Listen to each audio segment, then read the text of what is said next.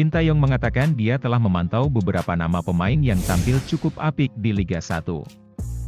Jika terus menampilkan konsistensi, bukan tidak mungkin pemain-pemain ini akan memperkuat timnas Indonesia di ajang FIFA Matchday. IED Football 21 menyajikan 3 nama pemain baru yang layak dipanggil Shin Tae-yong ke timnas Indonesia karena tampil impresif di Liga 1 2022. Wildan Ramdhani. Setiap musim, Berry Liga 1 selalu menghasilkan banyak winger muda lokal berkualitas. Kali ini giliran Wildan Ramdhani yang muncul ke permukaan.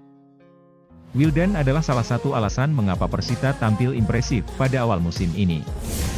Pemain yang masih berusia 23 tahun itu mampu mencetak 4 gol untuk Persita. Wildan cukup fleksibel, ia bisa bermain sebagai winger dan penyerang tengah.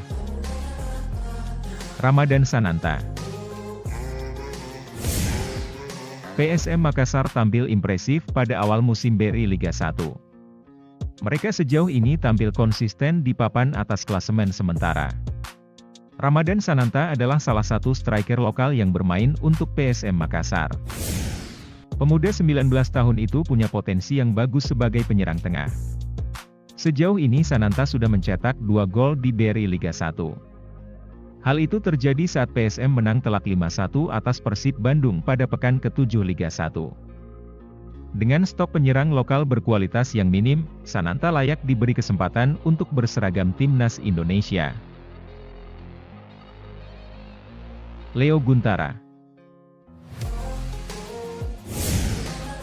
Di Indonesia, agak sulit untuk mencari bek kiri yang benar-benar memiliki kekuatan pada kaki kiri alias kidal.